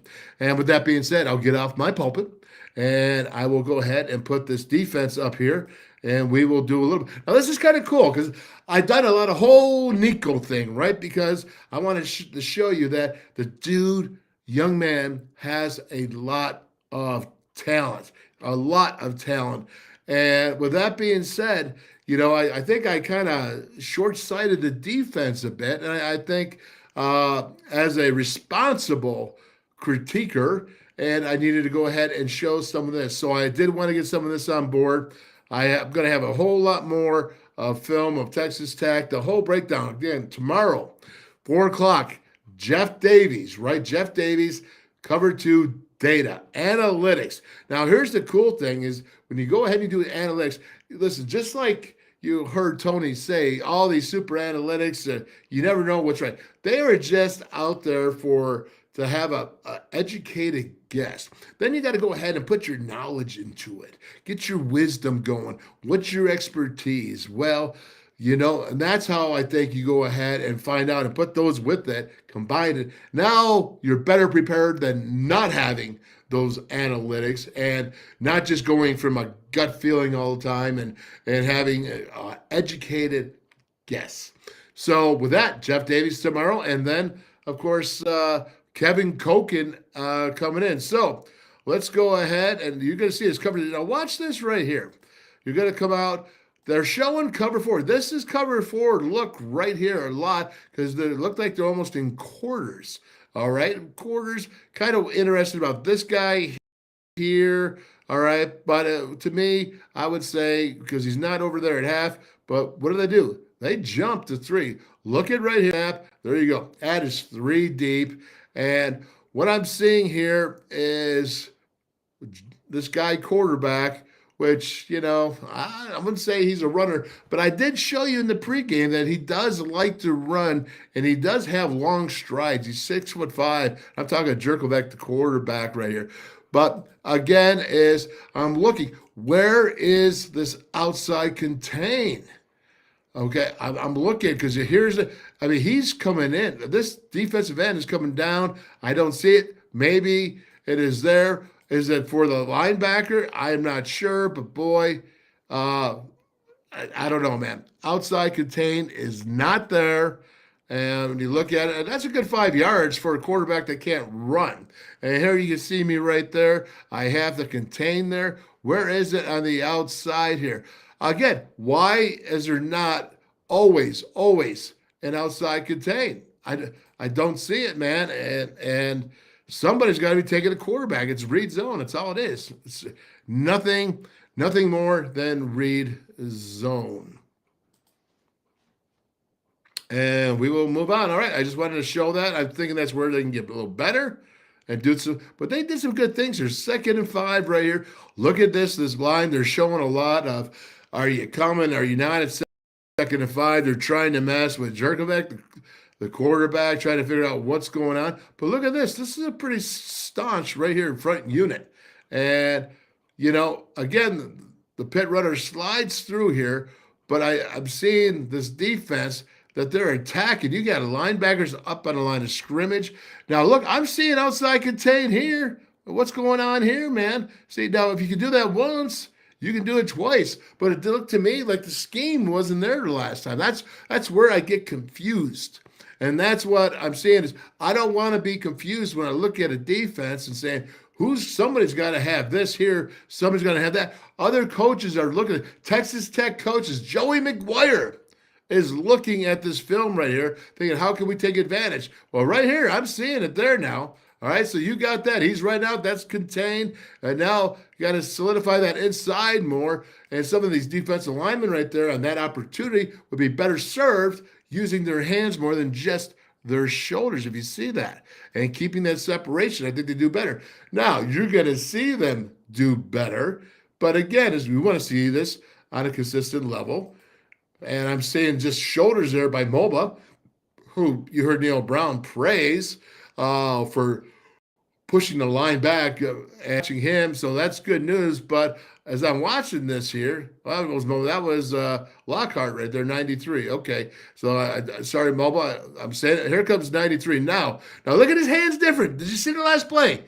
He wasn't using his hands, Lockhart.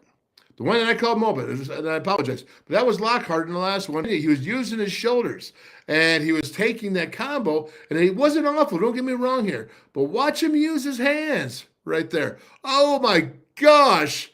What happens, right? This is the next play. This is exactly the next play. What happens? He's out there. Look at Mr. Lockhart. He's running around. What did he do? Like lose 30 pounds? He looks great out there. He looks like he's just dying to play. But watch his hand use right here. It's a hit. And, he pushes the... So first of all, he uses hands on the center, and then the guard comes for the combo, the scoop block there. It looks more like a scoop there or a combo, whatever it is. But then he goes and he throws that dude down to the ground. Look at that, and he makes the TFL. And that was short yardage now. That was a big deal. And there he is, getting all juiced up. Yeah, young man, totally think. Do you see that again? Wow, two guys. And he's making the tackle. That is a huge, huge play. And I give you 1,000% kudos and credit. Watch this. Watch right here. Look at this. This is good stuff. Okay. Locks up. He's just pushing the center. And here comes the guard. What does he do? Right on by. Come on. The guard. If I was that offensive line coach, I'd be kicking that dude right in the can. Right. I don't care if it's proper now or not. Right there in the can. Boot to the can. That's how I train my kids right there. You can't be doing that. And with that being said, kudos to Mike Lockhart right in there making a play. Oh, national TV? That doesn't get better than that. Watch the tight end here, Bartholomew. Again, I think. Now, remember, looking here, Texas Tech, they have a tight end that is 6'9", 270 pounds, 6'9". You see that? 6'9". Yeah, I see that. Right there, 270 pounds. Make sure they're throwing to him now, all right? I always said Bartholomew is a very good tight end. I think Cole Taylor has more ability. More ability. He's taller, 6'7", to Bartholomew, 6'5". But again, you got to watch this, and you got to see what he's doing. And one of the 8 times that Jerkovic completed a pass to a Pitt Panther. And again, you see the release. I'd like to get more hands on that tight end and release, but, it's going to happen. Tight ends can hurt you. And the Mountaineers, again, with the tight ends here. And remember, I told you about the Texas Tech that they had that 118 attempts, but they also do run the ball well. Taj Brooks, number 20. Tough. The Mountaineers are going to have to stop both the run and the pass. They have been more balanced. It's not a true air raid. It's not the Mike Leach air raid. It's not even the Cliff Kingsbury or Matt Wells air raid. This right here. Again, now watch it. Listen, man. I'll tell you what. Credit Beanie Bishop. Get your picks. Get on national TV. Good job. Lousy throw. If that was my quarterback, and by the way, look at this great run. Look at these Mountaineers blocking down here. This is a great sign. This is an exciting time. These are guys having fun. These guys are having fun and competing. These are guys that want to win the game. That's a big deal. Trust me. When you see this right here, nobody's sitting there worried. They're trying to get the pressure. All right, I'm seeing Lathan come around, maybe trying to hold off of that outside contain. He was red dogging it there on the back anyways, but doggone, that's a poor throw. And if that was my team, if I was Narduzzi, I'd be like, listen, dude, you're 10 for 32 in Cincinnati and you're 8 for 20 here. Get it together. I have no idea. Maybe who knows if they're going to go with somebody else this next game here. A little bit of a push right there. I didn't think this offensive line was tough, all right, but I do think, that they're big and you could do some stuff with them. But, boy, I thought you could really hurt them by making them move their feet and getting in there. All right, so there's a little bit more yards than you want. You see Lee Coba being driven back. All right, got to get in there, got to be stronger, in my opinion, to make that a better play. It was 2nd and 6, or that was a 4-yard gain. Right here, missing a tackle. Let's see where this comes from. And you don't see Lee Coba miss too many tackles, so I'm not going to jump on him very much. But watch this here. Okay, so now there's got to only be one thing here. Outside contain has got to be Coba, the linebacker. Look at right here when you see all these defensive linemen are what? They're slanting away. So there is no outside contain right here. All right, and you have a guard coming around for that. They're outnumbered. Look at the receiver up here up top blocking here on the DB. This is, to me, I don't like to be outnumbered like this. There's actually offensive lineman here for Coba who has that outside contain. See, I don't like that scheme. If you're going to bring that, because you don't know if that running back's going to go inside or go out, and that's the problem when you have to bring a guy from the middle to be outside. I don't like these new schemes. I don't. I'm just saying it outright. He missed the tackle. The lineman missed the block on Coba. It was nice for Coba to get underneath that. I think he's a heck of a football player. Again, I'm not going to say too much. I think that scheme puts him at disadvantage. Again, you see it right here. Contain, right? Look at this defensive line.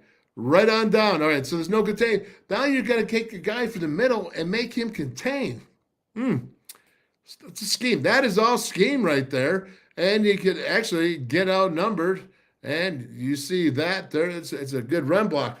I don't like it. You can say what you want. Wolf, you're crazy or whatever. I don't care. I don't like it. I'll tell you about the three-man rush. The three-man rush. I don't like it. All right, I see more 10-plus yards being completed with three-man rushes than with 4. All right, I think it's fact. I mean, I guess we would have to do a study. I remember when I was on staff with Jeff Castile, and we went ahead, SWAT team, right? We went rush 3, drop 8, or whatever. Sometimes he blitzed off that. All right, he didn't always just drop 8. But when we went with 4 dedicated rushers, all right, and you can ask Bill Kurlavich this because we did this together, and it was 10% higher getting off the field on 3rd downs. All right, that's just me believing. You can say, Wolf, you're full of it. I don't care. I'm just showing it to you right here. Oh, but I just said I don't get mad at Lee Coba if he has a poor choice of angle or he misses a tackle because he didn't miss it. There you go. Dude, man, is a dog, and I'm saying D-A-W-G, right? That gets me fired up. I'm looking here at the defense, okay, and coming right up the middle, and he puts his shoulder down. Hey, our running back, what happened to him? He didn't go forward. He didn't get an inch more yardage because Lee Coba was there with great tackling technique right there in the middle. He's got his shoulders down. He's got a flap. Watch his flat back coming in here, right? Watch this here. And look, they got outside contain. I'm seeing the gaps. And who's got the gap right? Oh, it's Lee Coba coming in. Ow! Yeah!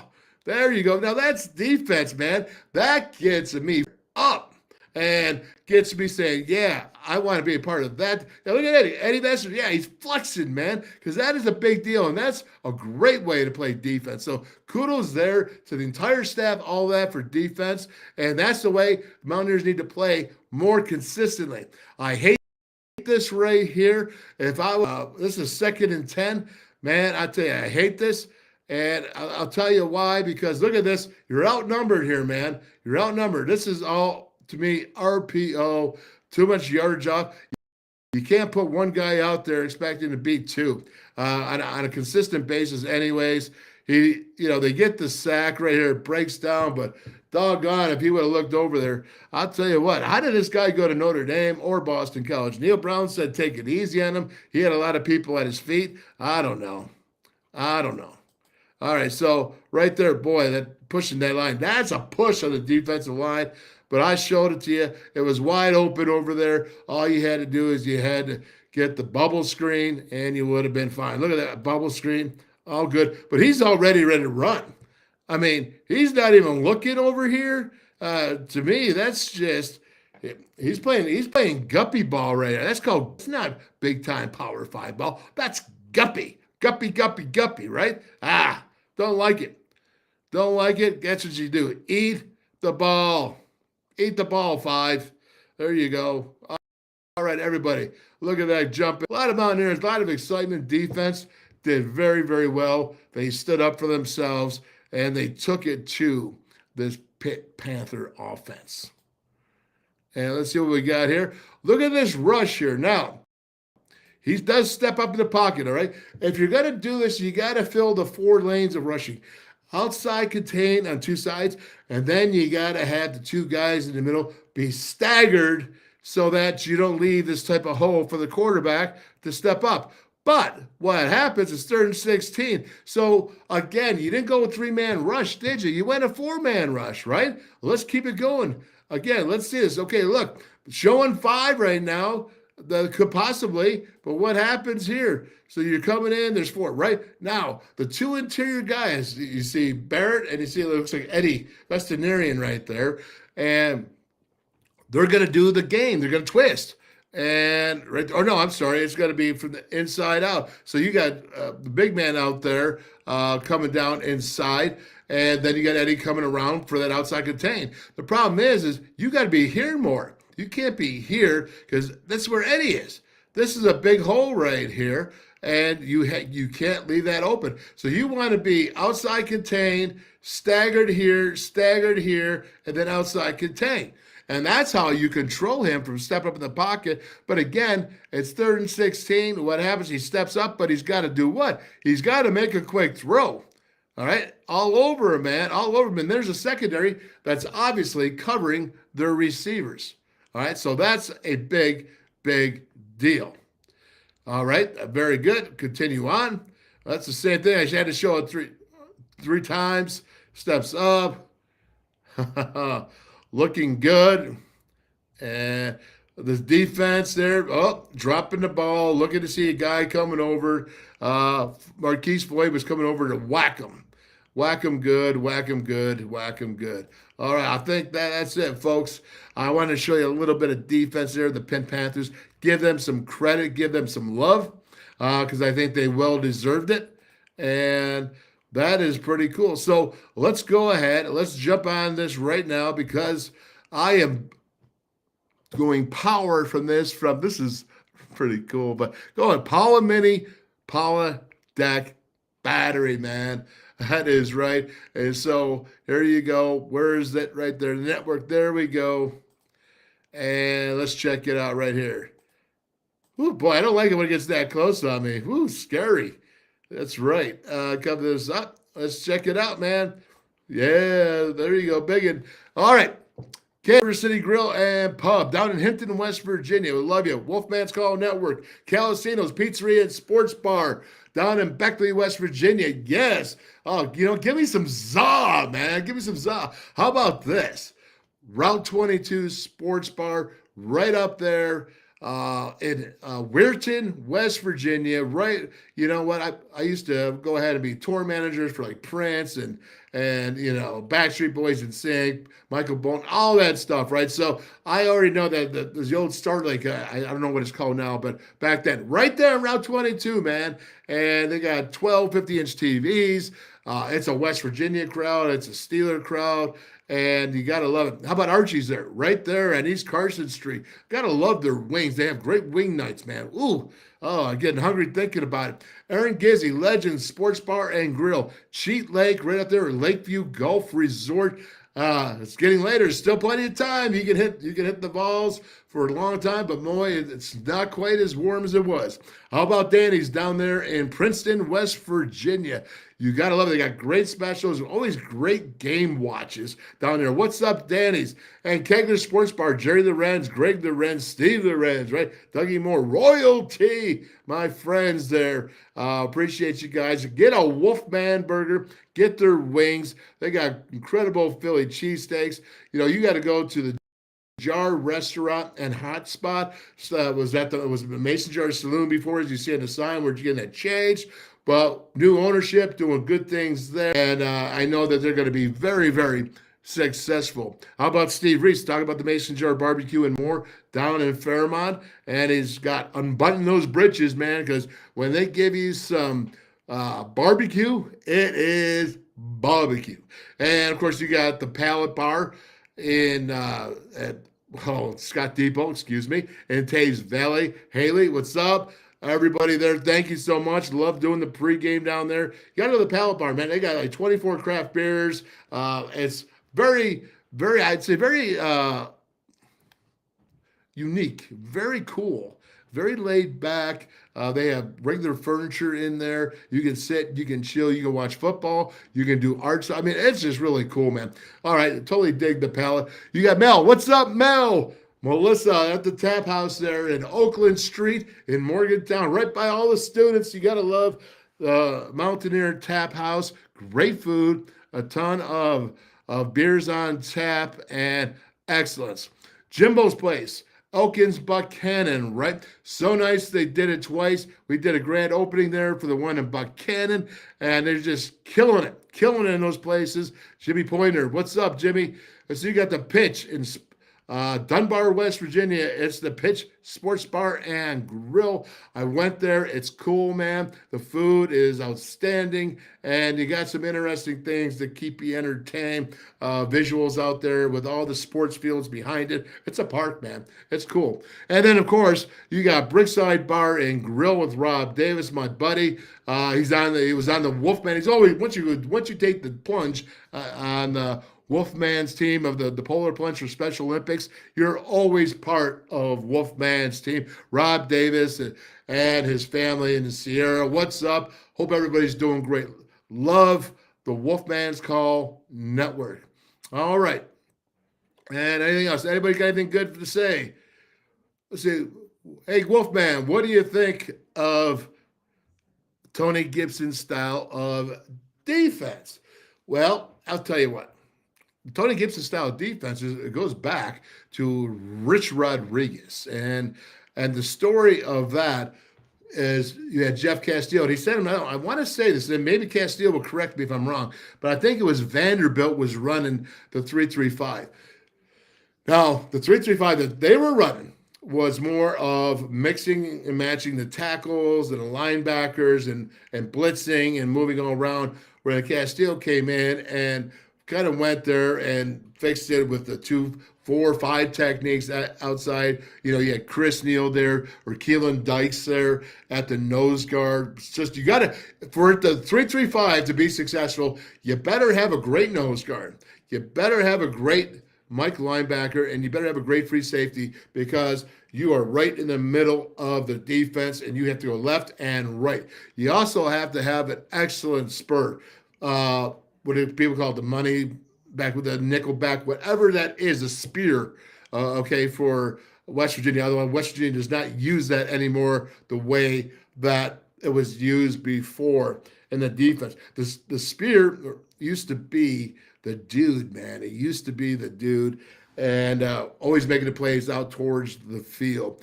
But regardless, so 3-3-5, it can be effective, because, again, don't tell me that you're just going to rush three. That's not what it's about, because you can bring as many as you want, and it's how you align. And I'm not saying you have to have a four-man defensive line, because you can see the 3-4. I love the 3-4. I mean, did you ever watch them rock it? But you got to run it the right way, and you got to have the personnel to run it the right way. There's so many intangibles that you got to have. You got to have a Neal or a Keelan Dykes at that nose guard. I'm telling you, if that nose guard is not eating up two offensive linemen every single time, all right, then it's not effective. If you can block with the center by himself against the nose or the guard by himself against the nose, then it's not a good defense. So you have to do it the right way to be effective. It has been effective. Castillo was a very good defensive coordinator. Tony Gibson is a very good defensive coordinator. And it's how you use it, it's how you bring it. But the best thing about it, if I was looking for the real positive about it, is that not as many teams ran the three. Now we're talking the 3-3-5 stack. All right, so we're not talking the 3-5, 3 and 2. We're talking stack where you put that middle linebacker right over the nose guard. But when you go ahead and you do that and you're running that, you can do different fits. What do I mean? Well, you can do fits and say, hey, this play, this guy here, this nose guard, you take over here, and then the Mike linebacker comes over here. So it's a different fit. So you're screwing up the offensive lineman by expecting who's going to be where. The Mike linebacker last series, if you had like a Reed Williams who was super, super smart, right? If you had a Reed Williams that could know the different fits and go. Now, if you had a guy that, probably wasn't as acute at knowing the fits, you wouldn't go ahead and keep changing them. But a guy like Reed Williams, you could say, Reed, I want you to take B gap this time. That's the fit. Or Reed, how about this? Next time you're over here on the other side of the other A gap, all right? Because we're going to send more guys over here. We're going to make sure we have gap integrity. But at the same time, we're going to switch it up. So now when offensive linemen are coming up and saying, well, I expected a linebacker to be here, but he's backdooring you now, right? How many times do you see a backdoor? When he's backdooring you, and you could go ahead and run right in backdoor because you're changing the fits. It's called the fits, man. Yeah, you got to like the fits, right? So very cool. And that's why I like the 3-3-5 and its defense. I like having multiple defenses. I really do. And I do think there's a time for a three-man front. You can, because you can change it up. You can change the fits, but you better know what you're doing. And you better not just say, we're doing this. You know how many guys right now really don't understand what they're doing, why they're doing? They just know that they learn the system. See, here's the difference, all right? You're seeing all these defenses now. Now, I came up old school, right? Charlie McBride, the Nebraska Cornhuskers defensive coordinator. He was my defense. Mike Jacobs was my mentor on offense. The offensive coordinator for WVU, 211 teams as the OC, right? They were my mentors, okay? Then Jeff Castillo, got on board with him, he did, and the good stuff he did. And then when I'm broadcasting, watching Tony Gibson and all that he did, and the good stuff. But the thing is this, all right, is you better know what you're doing. You better know why you're doing it. Because here's the point. If you don't know why you're doing it, how are you going to change? Nobody adapted in my knowledge, in my circle of knowledge of being around. Nobody adapted the game plan at halftime better than Jeff Castillo. All right. He always had a good game. He always had two game plans going in, at least two. I mean, and then just the one that he just threw out and he just started calling. But he always, when it came time to halftime, man, he knew how to change it. And I'm going to tell you this, he spent a lot of years in Division II, and he learned his craft in Division II. And he understood why you do things to defenses to slow offenses down. In today's day and age, you see so many young guys. Do you think they all truly know and have that wisdom and knowledge? I don't think so. I don't believe so. Why are they doing all these stupid schemes right now? They're not sitting there and they're not having gap integrity. You heard Barry Hawkins yesterday, Big Hawk. Hey, no dummy, he coached 15 years himself. He played right there in the middle of that defense. He knew exactly what I was talking about. You can go TFL for show, man, or it's 5 or more, one or the other, right? Oklahoma, I keep saying. You get the best TFLs. Look at the stats this year, man. Check out the stats as they grow. Find out who the best is it Iowa? How many TFLs? Well, maybe not so many TFLs, but what's the yards rush against average? Because they're filling their gaps. You're not getting a lot. When Steve Dunlap, 1996, man, had the #1 defense in the country for WVU, Remember Steve Dunbar, the great defensive coordinator for the Mountaineers. Guess what? It was a 4-man defensive line, and what they did is they had gap integrity. They weren't killing. Now, they had some great sacks. They had Canoe Curtis, who put pressure on there, all right? And they had some great things. But what they had was a team that shut you down all game. They didn't leave those cracks in there. They didn't sit there and take chances. It's gambling. That's what it is. All it is gambling. And usually when one gambles, the house wins. Now, I don't know if that's the house on defense or not, but usually that is what happens. So all that being said, man, it's kind of a long answer, right? Yeah, Tony Gibson runs a good defense, all right? He does. Tony Gibson runs a good defense. Jeff Castillo ran a good defense. Okay, Steve Dunlap did. There's different ways to go ahead and I'm not gonna say different ways to skin a cat because I don't know why you'd want to skin a cat. All right, but there's different ways to get things done. And with that being said, I hope that answers your question, man. I hope it does. And you know what? You learn something every day. I learn something all the time from Tony Altimore, man. Hope that gave you an idea. You got to know what you're doing, Jack. That's what you got to do. And if you know what you're doing and you have gap integrity, and if you're going to move those players around, you better make sure that they get to that point A, point B. I'm not saying, hey, try to get to point A and a half when you're supposed to get to point B. No, you got to get to point B. Point B, man. Yeah, that's what I'm saying, and that's what's important. You have people that want to talk to you about football. They want to tell you, oh, I know, I got this great scheme. I got this and that. Man, the wheel doesn't go far away.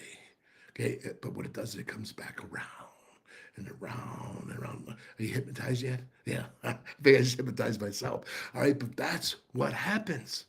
That is what happens is everything comes around, but you forget about it over here. Like if you brought the fullback back, like really used the fullback, telling you right now, and you went from the underneath the center, I don't know, it would take time for defenses to try to figure it out because they don't know what that is. Now, you saw the fullback a couple times here with Neil Brown the last couple of games, but they're not using that true fullback the way it was the old days. Don't get me wrong, I'm not dissing what he's doing now. That's not what I'm saying. But what I'm saying is if you really use the fullback for that belly, right off it, right up there, it's a quick pow hit. Right? You did it right there, and then where would those linebackers be? You know why? Because they're all sitting at the can back waiting for that shotgun. They don't know how to go ahead and jump up there and play that. And then you're going to try those go ahead and try those silly stunts on a quick hitter. All right? See, what it is now is the answer to these stunts that they're doing, okay, what it is, it's an answer to the gun by going shotgun all the time and handing off because there's all this delay. Give me right up the middle, man. How about a trap to the fullback? We used to call it 22-21 trap, right? And Craig Taylor, Ronnie Wolfley, man, would hit that baby and he'd go pow, pow. He'd get 4 or 5 yards. Hard running. But that's when linebackers were what? 235, 240, and up there plugging up the middle. Now go ahead, get ahead of the curve, do some crazy stuff. I'm not saying change your whole scheme of offense, but get creative, man. Boy, get creative. Anyways, that's enough of that. I'm fired up. I hope you enjoyed that. Tomorrow at 4 o'clock, we got Kevin Koken, man. We're going to start out with Jeff Davies. Coke will come in at 4:30. We're going to start out with Jeff Davies, cover 2 data. And we're going to also break down some Texas Tech film. I'm going to go through the 2 deep, show you exactly who they are, man. Who is this team? And we're going to go ahead and do it, and we're going to kick some can. All right? And we're going to get you ready for the Texas Tech versus Mountaineers like nobody else can, or nobody else is doing it. Maybe they can. Maybe they can do it better than me, but they're not. They're not. Because I'm giving you exactly straight from the coaching, straight from the players, straight from the heart, telling exactly the truth, showing you exactly the truth. I don't just tell you. I don't just say, hey, this is what they need to do. And this. I show you. That's the difference. I show you. All right? And that is what I'm talking about. What's this from Mother there? Hey, Dale. Yes, Mom. We could all use some of those batteries you advertise. Yes, we could, and especially today, She's trying to just give me, I mean, even my mom's trying to advertise on my show. Yeah, back off, woman. I love you, but doggone it. Power Mini batteries, man. That is the thing. We got to love it. Make sure you QR it. It's already out there. And let's go ahead and close it off with, you know who? The best center in the country, man. Ooh, you see that? I could do this. I can do that. Oh, better this. Have a great day. See you tomorrow. Game day breakdown the day before. Hi, I'm Zach Frazier from Fairmont, and when I'm back home, you'll find me at my local Parmar store. We have that gold and blue pride at your local Parmar store. We are coming to your neighborhood soon. West Virginia, Kentucky, Ohio, Pennsylvania, and Maryland, we have you covered. Download the Parmar app and sign up for the Parmar Rewards Card. Food, gas, groceries, and more, we are gold and blue proud, and we are Parmar stores. If there's not a Parmar store near you now, there will be soon.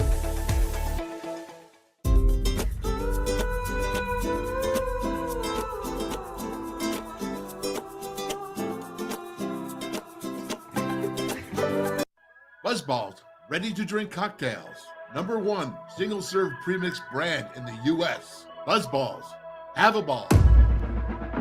Stationers, #1 office supplier in West Virginia. Always in stock.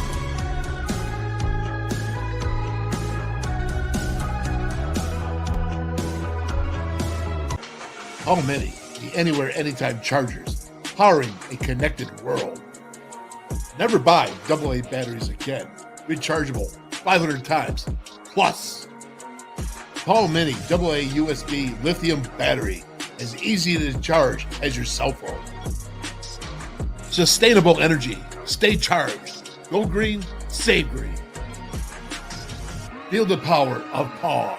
Order now at paulmini.com.